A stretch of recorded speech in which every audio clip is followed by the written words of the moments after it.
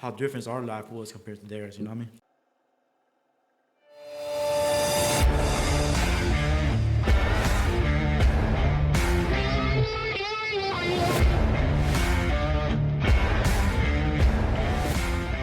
I don't know what I was about to say.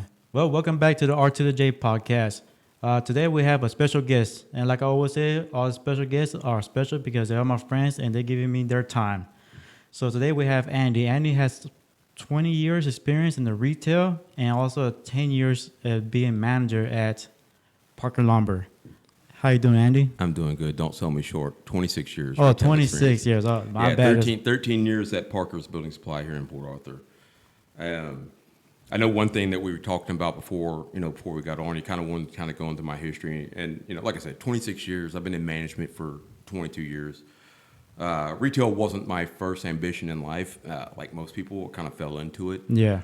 I worked as a manager at a previous location for a long time. And, being in this industry, working with the public, you get to meet a lot of people, and it's definitely a challenge because there's many different personalities you're dealing with, whether it's customers coming in, whether it's employees and things like that. But yeah, 26 years experience, 22 of those years I've been in management, and I've done everything from, being a cashier to, building gondolas, putting up merchandise to, hiring and firing or terminating employees, but traveling. It's been a great experience. Being in this environment, being in this industry. It's definitely opened my eyes what the possibilities are. Yeah. It's kind of endless what the opportunities can be. Yeah. And that's how you became manager, let's say, at those locations? You just kind of had to work your way up, I guess? So when I first started, my first job, so the last 2 years I've only worked in two places. My first job, I started off as a cashier. Yeah. That's it. I was just a cashier, minimum wage. Kind of enjoyed it. I enjoyed the place I was at. And I kind of worked my way up. I went from cashier to cashier supervisor to being a cashier trainer to where I traveled the country and things like that, opened up new stores. So it's a great experience. But as time grew on, I realized, I don't know if retail is necessarily the thing for me. So I decided to go back to school. Yeah. I was 28 years old and I went back to Lamar. For what? I originally went back to be a process operator. Southeast Texas, right? What else? Southeast Texas, you can't go wrong being a process operator out here, and they're good paying jobs, long hours, but good paying jobs. And then I realized that a lot of these plants, you didn't have to have a process operator degree. That you just had to have a degree. So I started thinking, well, maybe I'll be instrumentation. So instead of having this narrow window of opportunity of jobs as a process operator, I said my next step was I'll be instrumentation, where I could do both. And then as I was going along, probably wasted another semester or two, I decided, you know what? Maybe a 4-year degree would be better. So that opens up the pie even bigger. So when I was at my other job, I was very gracious that they worked around my school schedule. And I think that's very humbling what they would do. Not very many companies will do that. Yeah. Especially being in management. But I decided 2008 when I went back, I was going to get a 4-year degree. I ended up double majoring finance and economics. It sounds like it's a lot, but not really, because I took all my electives. I took 4 finance degree I took in economics. And all my economics classes, my finance classes doubled down as electives for my economics. So it was very easy to double major. Sounds very important, or very high achievement, but it was actually pretty simple. So my goal back then was to not necessarily be in retail, but to kind of go into the maybe like a banking or finance and stuff like that. Well, when I graduated, and I take that back, I started back in 2006. I graduated in 2008. 2008 was the year of the mortgage crash. Banks are too big to fail kind of thing. I think a lot of people remember that. So the only thing for me back then that was really available was, entry-level loan officers or bank tellers. So here I am, a manager, and, to me it was almost like a step back. And I didn't want to step back to go forward. So I hung on for a while. Well, how Parker's Building Supply kind of fell in my lap. I had mutual friends that had worked there, and they were looking for an assistant. And when they came to me to be like an assistant, I thought about it. I said, you know what, kind of lateral move. I'm kind of still looking for something else. Well, as time progressed, the store position became open. So, I walked in the store, interviewed, I was very, very nervous, more nervous than I ever did. It's a leap of faith almost, a huge career change. I knew what I had at my previous job. They treated me well. I was doing decently as far as financially, things like that. And I knew what I had coming in and day out, Yeah. But I decided, I didn't go to school. I didn't take a 4 year class or to get a 4 year degree to stay in retail or stay where I was. I did it to better myself. So I said, I'm going to take a leap of faith. If it works out, it works out. If it doesn't, I'll go another direction. I have my degree to fall back on. So if I wanted to, and that's one of the reasons why I went back to school, to have that to fall back on. So I always have something I can put on my resume and say, hey, look, maybe I can apply for an operator's job, or maybe I can apply for whatever the case may be, or Yeah. work at the bank. So took the leap of faith, started working there, and it was definitely eye-opening. I knew what lumber was. I knew what things were. Wasn't ignorant, but I didn't know how to use it. I didn't know, why they use it or why you needed certain lengths or certain widths or whatever reason. So it definitely opened my eyes to a whole different industry. Yeah. Move that a The little closer.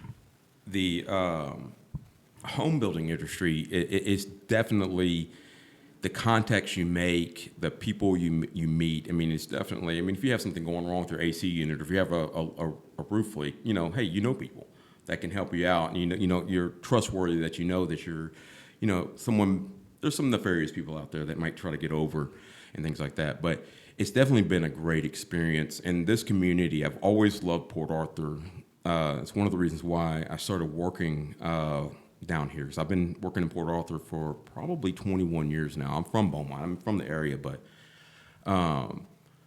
it's a cultural gumbo, and I love it. You can go down the street and almost have any kind of cuisine you want from everywhere in the world. Yeah. You meet different type of people. different people, different backgrounds, Yes. and it's definitely something that I enjoy and and I appreciate. But staying in this community, working there, being a manager at that store, I will say this: I worked at like a box store, right? Manager at a box store is a little different being a manager at a place like where I'm at now. Manager at a box store is basically you have your managers, your district managers, regional managers. They basically tell you, hey, this is what you need to do. Your job as a manager is to basically babysit the store and implement what they want you to do. Yeah.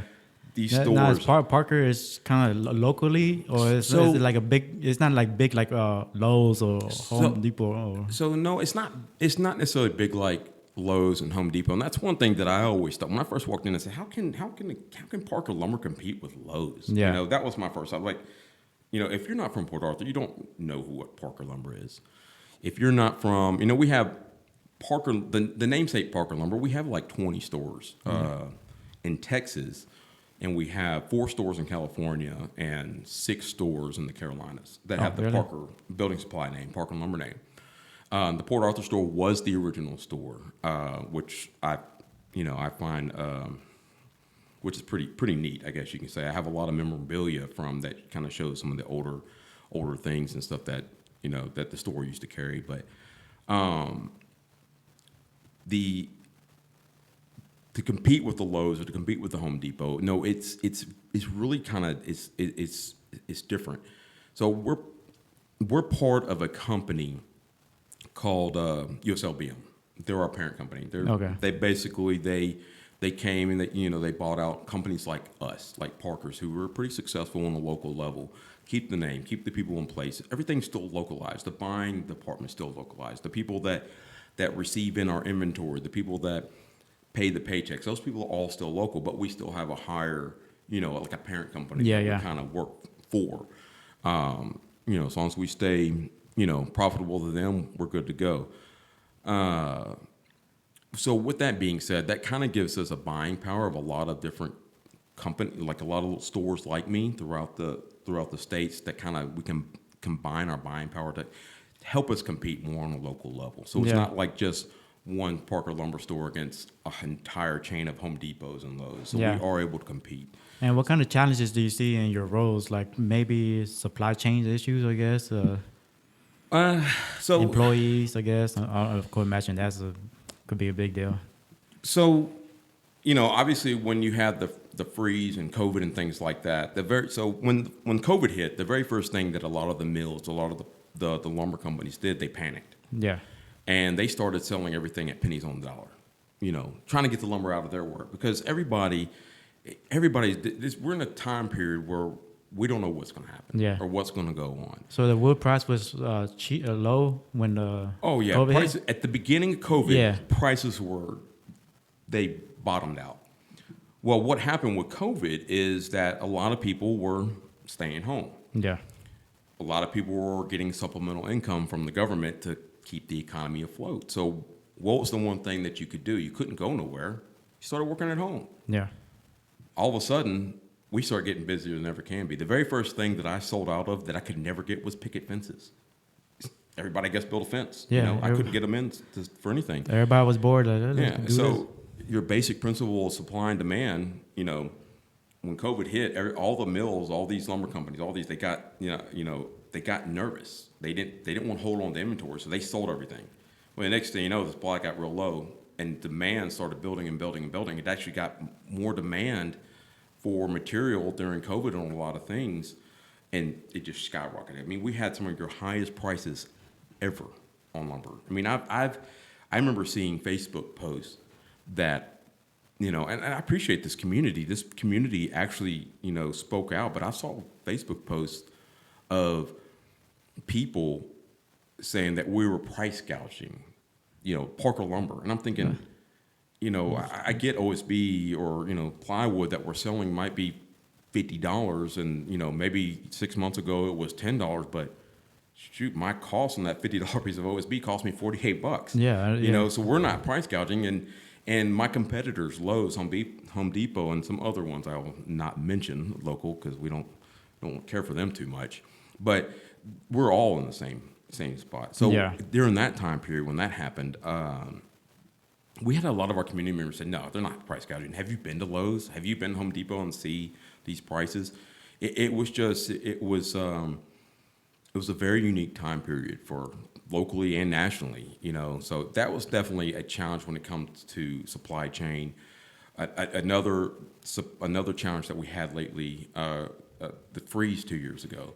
We couldn't get paint. We couldn't get any pipes, paint. insulation, things like that. We couldn't get it. shark bite. Yeah, shark bites. Well, a lot of that, of course, for fixing and repairing. But with the paint, most of the resins. That's something I didn't realize. But that's what's so awesome about this area, the petrochemical area, this industry that we're in, from Lake Charles or New Orleans down to Corpus Christi. This whole area is nothing but. It's worth. I don't know what the percentage is, but the majority, it seems like, of the raw materials is coming from this. From the Gulf of Mexico, this coast. Oil, things like that.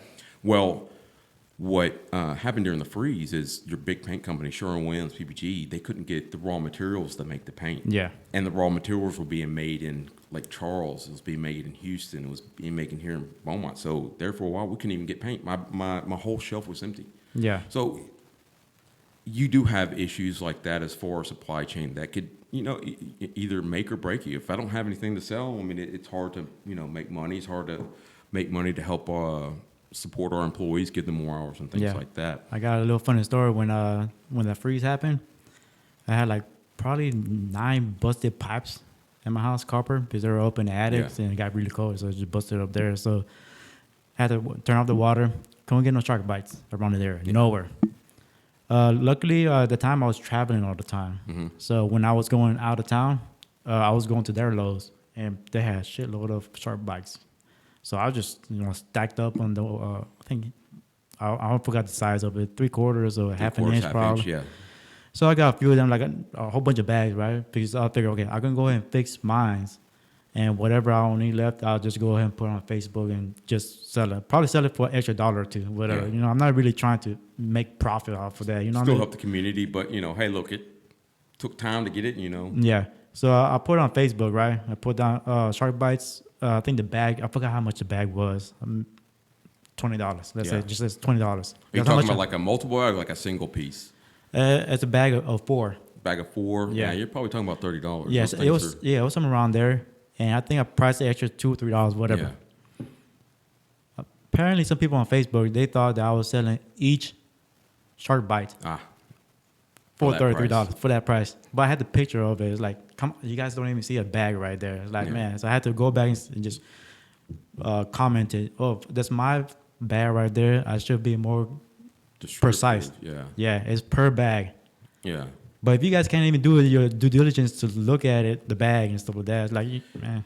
It seems like we're so used to disasters, natural disasters, and things like that. And it's always funny. I've seen so many memes that go on, when they talk about Southeast Texas or they talk about whatever, you see those memes of of these guys holding all the bread they can, because they're trying to hoard everything and all the water is out and things like that. We like to stock up. We don't know how long we're going to be without or whatever, Yeah. and that's what this area. But if you're gonna stock up, Yeah. I think you should go ahead and stock up before it happens. Yeah. You know what I mean? I think that's what a lot of people do. I know a lot of times, especially with the freeze or especially hurricanes. I mean, the first thing that goes is water. It Yeah. seems like. I've been stocking up on water, some toilet paper, Yeah. just because of the pandemic, that how people were going crazy with the toilet paper, which it was that- weird. It was just weird. Of all things, toilet paper. Yeah. So my next question I was gonna ask you is like, okay, so I know you've been hiring a lot of people. So you hire a lot of teenagers, right? So, for the most part, yeah. So, in retail, the dynamics, if you really think about it, for the most part, most of your retail jobs are always stepping stones to something else. Yeah. They may be a plant operator, they may be an engineer, they may be whatever, a fireman, whatever. But usually during maybe high school or early college, they're going to work at a retail environment, whether they're a cashier, whether they're working out on the floor, working in sales or whatever. So we do have a lot of, I guess, not necessarily high school age, but we try to maybe, if anything, maybe the college Yeah. area. So, and I remember, I noticed that you kind of asked, about the teens and about as far as the work ethic, Yeah. I guess you say. And it's kind of a mixed question, not a mixed question, but it's a tough question to really answer, because I don't necessarily think that people are inherently lazier or Yeah. not wanting to work. I think it's more of the technology that we embrace that makes life easier. Yeah. Everything's at a touch. You no longer have to go to the store to get the newspaper to see what's going on. You no longer have to pull out the dictionary to, how to spell a Yeah. word. You can pull it up and you're right there. Autocorrect. Or whatever. Autocorrect, Yeah. things like that. So it's what technology has done is just made life easier for us. You're no longer having to work to get the answer. Everything comes to you. So a lot of our younger generation, whether that correlates to them, not understanding that, hey, there is work involved, Yeah. that to achieve the end result, that peg or that shelf isn't going to stock itself. We have to be out there. We got to be more interacting with the customer. I mean, a lot of times, my daughter, she's 10 years old. I mean, she's constantly on the phone, FaceTiming. I mean, 15 years ago, what's FaceTime? It was very at its early stages, to where now that's all they know. Yeah. You know? I want to say that how different our life was compared to theirs. You know what I mean? It's different as far as information. It's information at the speed of light. Yeah. You They have everything in the fingertip right there. Yes, I mean that is everything. It's a phone, it's a dictionary, it's a map, it's whatever you can imagine. That's what it is. Yeah. So I mean, with that, I mean it's just a different understanding. When I don't feel like I'm that old, even though I got the gray hairs to show it, but.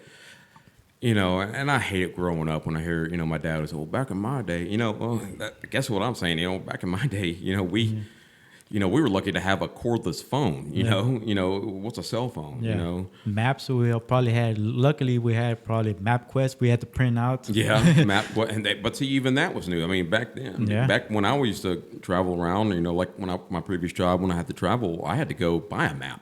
Yeah, exactly. And Yeah. kind of You have pre-plan where I was going to go. Yeah, and read and how be able to Yeah. read it. Yeah, it doesn't tell me how far away the Stuckey's is, so I don't Yeah. know when the next cleanest bathroom is going to be, Yeah. when you're out there on the road. But no, I honestly think that it's just the way that this generation coming up. It's just they have a different mindset because that's all they know is technology. Yeah. I know a little bit different. You're a little bit younger than me. You have a little bit of a different idea.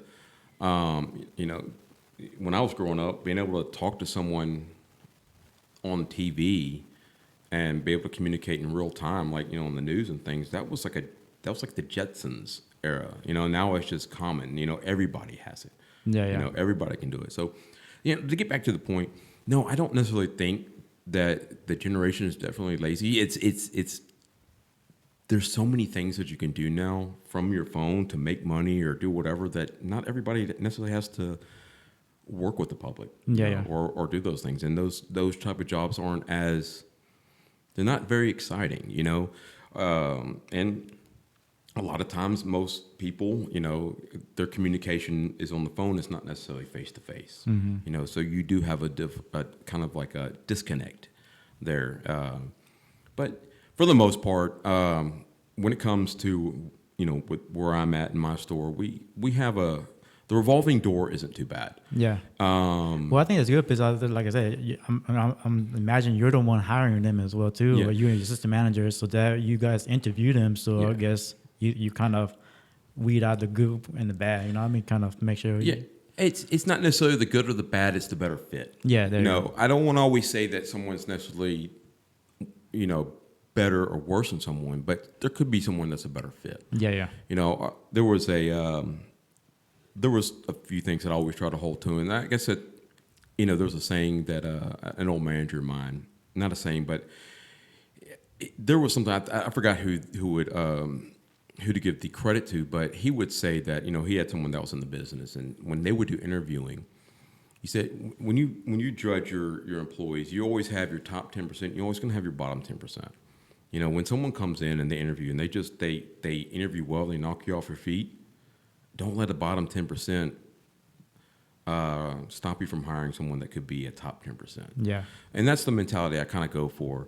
And that's the thing that I've always instructed my assistants to do. I mean, I've had assistant managers that I have 3 now that have gone on to be managers of their own store. So, and to me, I feel kind of, maybe I am showing them the right way. That I'm guiding them correctly and things like that.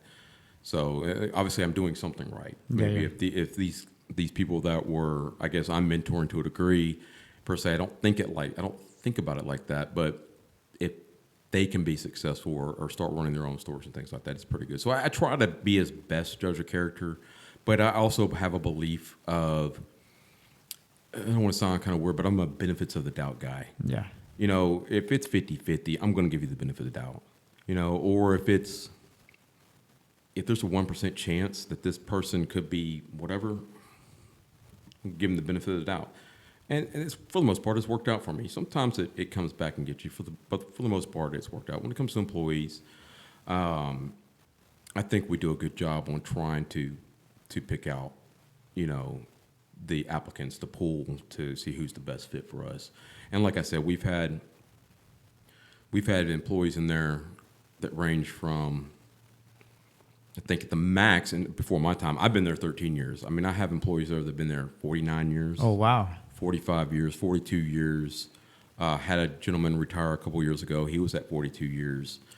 And, I mean, like I said, that store is a staple of the community. Those people are a staple of the community. We're part of this community. We're from here, Yeah, because that's really in Port Arthur. Yeah, it's not it's not. Yeah, and it is Port Arthur. It's not outskirts Port Arthur. It is Port Arthur. And, it just shows you that how much love or care that a lot of these people or a lot of the employees care about that store, or care about the community in general. And it does well for us, And I appreciate it. I appreciate what it has to offer, and I appreciate the community. I mean, I've never been in a spot where, it's kind of like Cheers. Everybody knows your name. Yeah. When they walk in, and most of the customers that come in are very loyal, and they know who you are. And we try, like I said, we're not going to hit a home run every single time someone walks in that door, but we're going to try our best. Yeah. We're going to try our best to to either have the product or help them with the product, you know.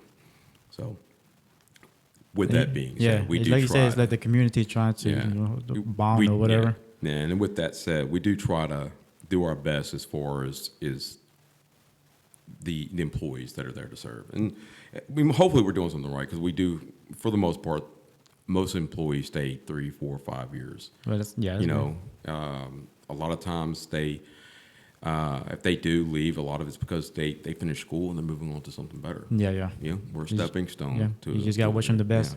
Yeah, wish them the best, and thank you for helping us out during your brief time. So Yeah, yeah.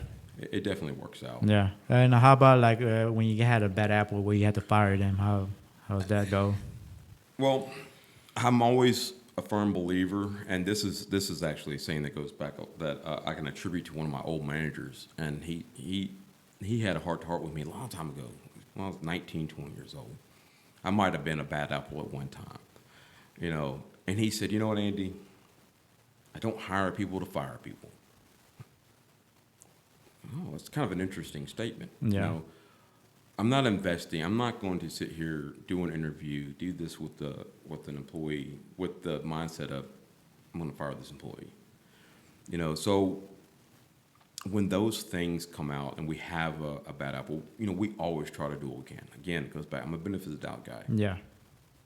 You forgot to clock in. You forgot to do this. You're running late, or whatever the case may be.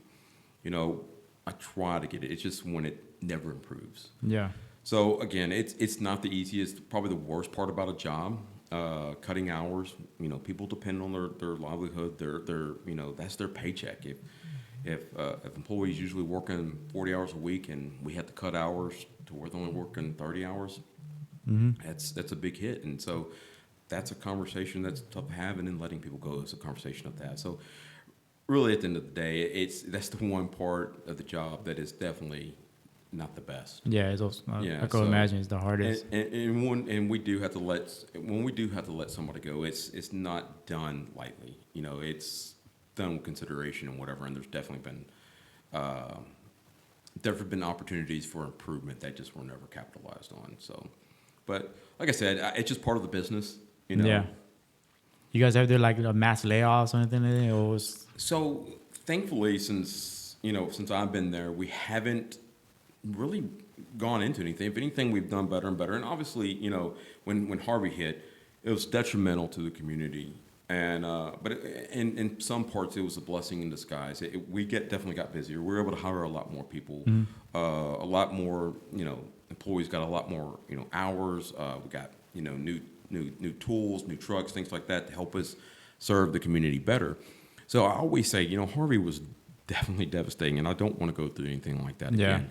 But for the community as a whole, I think it helped. It helped people in our community that might not ever afford a new home get a new home. yeah. There's a lot. I mean, some part of our business was grant money that was funded by the state. We didn't get any of it, but we helped supply the contractors that Yeah. were building these new homes. And a lot of these new homes, I don't really know the full qualifications for it, but a lot of people who didn't have any other resource or had a home that was already in bad shape, when the hurricane came, it just basically made it unlivable. And if they qualified, they were getting a new home. So you could see throughout Port Arthur the scattering of what a lot of these homes are, and a lot of them are now on piers. Yeah. About 5, A 6, lot, to a lot 10 of them feet look on nice and stuff like that. Oh yeah, they're nice, and it helped people have a better house to live in, better insulation, better electricity, central air and heat to where. So that's the one thing that I like to look at as a positive for the community. It was definitely good for business for us. We were able to supply a lot of that, so that definitely helped us out. But also it helped better the community. They got better housing. A lot of these dilapidated houses that were in desperate need of repair or whatever, a lot of those were torn down and built anew. So I think that's one thing that I'll take away from that. So Well, that's good. Well, you and Parker Lumber has been doing for the community. Staying together, helping out the people. That's always good. yeah, I think believe it was 1930s that Parker Lumber started. They started, 1930s? yeah, 1930s. They started there. They claim to fame, I guess, was it was before the war, but it was after it was during when they were tearing down old derricks. They were made from lumber and things like that. Mm-hmm. They basically tear down these old derricks, repurpose the lumber, and resell the lumber. That's how it kind of started, Oh, and it okay. kind of went from there. And obviously Port Arthur was the very first store for Parker's, so I think that's pretty neat too. That it's been in the community, in some capacity for almost 90 years.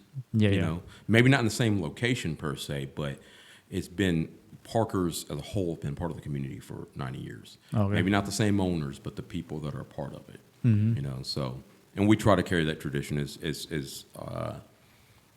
community first. Yeah, yeah. We try to be very supportive of our community Yeah. for sure. Yeah, and hopefully all my the audience they'll go to Parker Lumber every once in a while. You don't have to go to the big box store all the time. No, not every once in a while. Yeah, All the time. all the time. Okay, Yeah. Whatever you need. But you guys are closed on Sundays, huh? We are closed on Sundays. That's kind of one of those things that we sometimes the community needs us on Sunday, but a lot of times we also want to make sure that our employees have a day to themselves, Yeah, yeah. that they know they don't have to work and they can actually plan around. And plan around, yeah. You know, I didn't they- know if it was something like Chick-fil-A things, something like that, or Kind of, sort of, maybe. I don't. I think Chick-fil-A kind of maybe does it for other kind of reasons, but at the end of the day, it's the same. It's a time for for our employees to be with their family. yeah, It's time for them to, not have to worry about work, and they know that's their day off, that they can plan around. I mean, 3 months from now, you're going to be off on a Sunday. You can go ahead and plan any kind of event. It's Yeah. not something you have to worry about. Hey, am I going to work that day or not? yeah. So I think that is definitely an added plus. We're not getting the business. You can go to Lowe's that day, Yeah. but other than that, we're there Monday through Saturday. Oh, okay. Any final thoughts or anything you want to tell the audience that they probably should hear to encourage them? Well, definitely listen to this guy. I'm trying, guys. he's coming a long way, and I think it's awesome what you're doing. Give the opportunity to everyone out there as Yeah. far as if there's something I said that helps benefit someone, like I told you earlier, hey, if it reaches one person, I know it's cliche, but hey, Yeah. if it help one person, help one person. But I appreciate what you're doing for the community, and I'm honored for you to have me as a guest. Oh yeah, no, I'm glad you came over and stuff. Yeah, Yeah. and when you called me and talked to me about, I had already seen a couple of your podcasts. When Yeah. you called and told me, I said, man, wow, why not? So again, I'm honored and humbled, and I appreciate the opportunity, and glad to talk to the community. And I hope something that I said, I know I like to ramble sometimes, and some of my friends know that, but hopefully something I said will inspire them, or at least kind of help guide them towards what they want to do as far as future. Yeah. We're all together in this community. Just make the best out of it. I guess, you know what I mean? For sure. All right, guys. Thanks for tuning in. If you guys remember, go ahead and visit Andy at Parker's. Just thank him for all the hard work he's been doing, keeping the community together. All right. All right. Peace out. Bye. Bye.